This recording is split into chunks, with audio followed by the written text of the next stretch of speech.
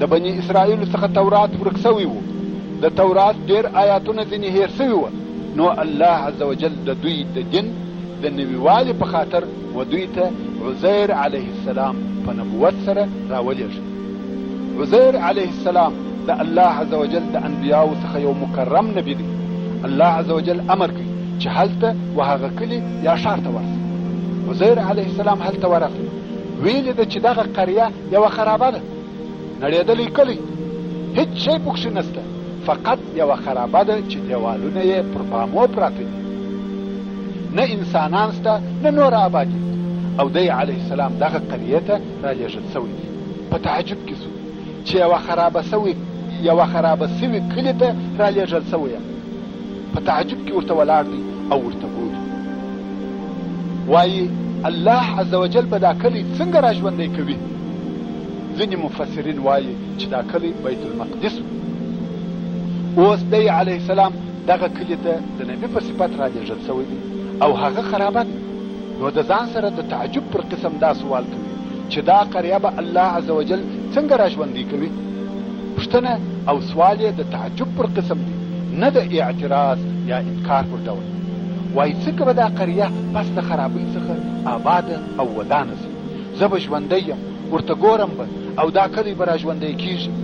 د ده علیه السلام سره خر او یو څه د خوړلو او چښلو شیان ورسره دي. په دغه تعجب کې دی هلته د یوه دیواله و بغل ته پرېوتی. دغه وخت د څاښت او بیده سو. په دغه خوب کې الله عز وجل د عزیر علیه السلام روح قبض کړي. 100 کاله د مرګ په حالت کې پر تېر سوه. مفسرین حتی دغه د ده د خوب یا بیدېدلو طریقه بیانوي. وایي دی علیه السلام داسې بیده سو چې پښې یې پر یوه دیواله تکیه کړې وې. 100 کاله په دغه حالت کې پر تېر سوه چې راویښ سو پر دغه حال. دی علیه السلام په سهار کې چې لمر یو څه راپورته سوی و بیده سو او په مازدیګر کې راویښ سو. نو ملایکه د بشر په شکل ورته راغله او پوښتنه یې ځینې وکړه، کم لبسته؟ دلته څونه وخت در باندې تېر سوی دی؟ د علیه السلام چې د ځان سره فکر وکړي چې لمر لږ راپورته سوی و بیده سوم، او اوس چې مازدیګر دی راویښ سوم.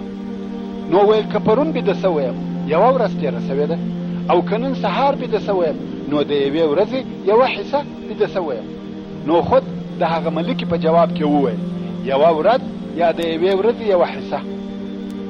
ملکې ویل یا داسې نه ده، بلکې ته دلته 100 کاله وې. تاسې د الله عز وجل و اعجاز ته وګورئ.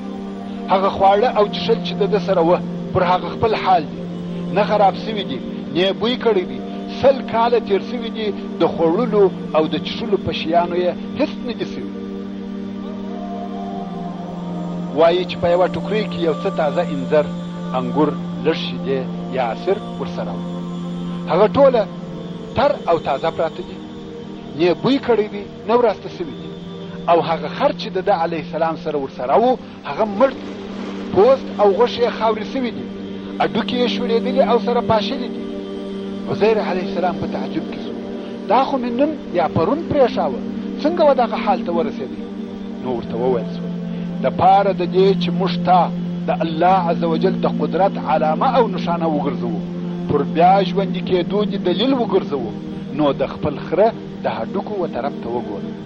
عزیر علیه السلام ورته ګوري، د ده په حضور د خره هډوکي سره شوري، سره راټول سوه، د خره پر شکل سره یو ځای سوه، هډوکي د خره پر شکل ودرېدل او بیا غوښې پر راشنې کېږي. دغه هډوکي پټوي، پلې او رګونه پکښې جوړ سوه. دی علیه السلام ورته ګوري، غوښې پوره سوې، پوست پر ښکاره سو، وریښتان پر راپورته سوه، شنه سوه. د هغه زړو هډوکو څخه د ده په حضور پوره کامل خر جوړ سو. سبحان الله، دا کومه معجزه ده. ویلې ده چې هغه خرابه کلی آباد سوی دی، خلق پکښې ګرځي. ده د هغه خلقو څخه پوښتنه وکړه، ایا تاسې عزیر پیژنئ؟ هغو ویل عزیر تر 100 کاله زیات کېږي چې مړ سوی دی. ده علیه السلام ویل زه عزیر یم. معلومه خبره ده چې خلقو دا د ده خبره نه منله. نو یې د ده څخه تحقیق او پوښتنې شروع کړې، او بیا یې یوه ډېره سپین سرې ښځه راوسته چې عمر یې تر 160 کلو زیات و. داسې ویل کېږي چې دا د عزیر علیه السلام مور وه. خلقو د هغې څخه د عزیر علیه السلام د علامو پوښتنې کولې او هغې د هغه علامې ورته ویلې. په ده علیه السلام کې چې په هغه علامو پسې وکتل ټوله موافقې وې. نو بیا یې د ده علیه السلام خبره ومنل او د ده علیه السلام او ده علیه السلام په تبلیغ او دعوت شروع وکړ و هغو خلقو ته بیرته د سره څخه تورات او د هغه احکام وښول. هغو خلقو هیر کړي او ضایع کړي ول، خو د عزیر علیه السلام ټوله تورات په یاد چې دا هم په خپله معجزه وه. نو خلق پر عزیر علیه السلام راټولېدل او و دغه نوي دین ته متوجه سول. د بني اسرائیلو او یهودو دین د سره راژوندی سو او یهودو عزیر علیه السلام عظیم او مقدس بلل، ځکه دا د ده معجزه پس د 100 کاله مرګه بیرته راژوندی کېدل او د ټوله تورات په یادېدل لو معجزه وه. تر داسې اندازې یې عظیم او مقدس کړي حتی چې د ده په باره کې وویل ابن الله، العیاذ بالله، ویل دا د الله عز وجل زوی دی. ورونو د عزیر علیه السلام د وفات او بیرته ژوندي کېدو قصه الله عز وجل په خپل مقدس کتاب قرآن مجید کې په سورة البقره کې بیانوي او فرمایي او کالذي مر على قرية وهي خاوية على عروشها. الله عز وجل وخپل رسول محمد صلی الله علیه و آله وسلم ته فرمایي ایا ستا علم د هغه سړي و قصې ته نه دی رسېدلی چې هغه سړی عزیر علیه السلام دی، کوم چې پر یوه قریه ورغلی او د هغې قریې دیوالونه پر خپلو بامو پراته وو. ورونو دغه جمله وهي خاویة على عروشها د ډېرې خرابۍ او کنډواله کېدو معنا ورکوي. تاسې پوهېږئ کوم کورونه چې نړېږي او خرابه کېږي اول یې چتونه پر مځکه رالوېږي او بیا تر هغه وروسته د هغه خونو دیوالونه پر هغه چتو ورنړېږي. نو دیوالونه پر څه شي ورلوېږي؟ پر هغه خپلو چتو ورلوېږي. نو دا چې هم یې چتونه نړېدلي وي او هم دیوالونه. دغه نو هغه وخت دی چې وایي دیوالونه یې پر بامو او چتو پراته وه. نو عزیر علیه السلام پر دغه خرابه کلي راغلی او په تعجب سره یې وویل قال انا یحیی هذه الله بعد موتها. ویل الله عز وجل به دا قریه او د هغې خلق پس له خرابېدو او مړه کېدو څنګه ودانه او راژوندي کړي. فاماته الله 100 عام ثم بعثه. نو الله عز وجل دی مړ کړي 100 کاله یې مړ پرېښاوه او بیا یې راژوندی کړي. قال کم لبثت. نو یې پوښتنه ځینې وکړه ویل څونه مدت ته دلته پاته سوی یې؟ قال لبثت یوما او بعض یوم. عزیر علیه السلام ویل یوه ورځ یا د یوې ورځې یو څه حصه دلته پاته سوی یم. قال بل لبثت 100 عام فانظر الى طعامك وشرابك لم يتسنه. الله عز وجل وفرمایل داسې نه ده بلکې 100 کاله ته دلته پاته سوی پاته سوی او ته دې د خپلو خوړلو او څښلو وشیانو ته وګوره چې هیڅ نه دي خراب سوي. دا یوه معجزه وه چې د خوړلو او څښلو شیان یې په دغه 100 کاله کې نه وچ سوي نه خراب سوي وه. وانظر الى حمارک. او وګوره ستا وخره ته هغه خر چې ستا سره وو هغه کومه دی؟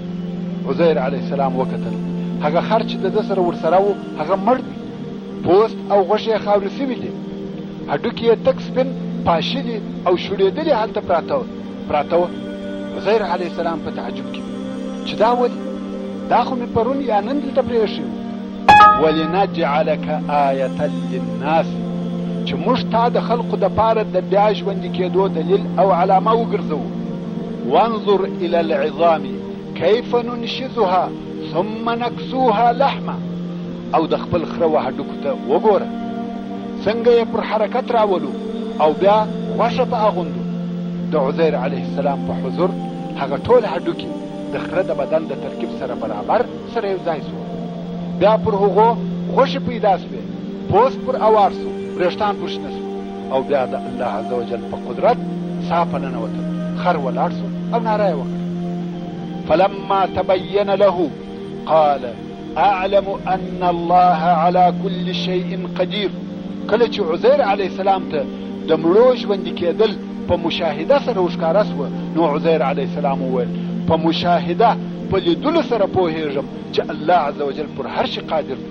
پخوا یې دغه عقیده وه چې الله عز وجل ته د مړو ژوندي کول اسانه دي، خو اوس یې د الله عز وجل قدرت په خپلو سترګو ولیدی.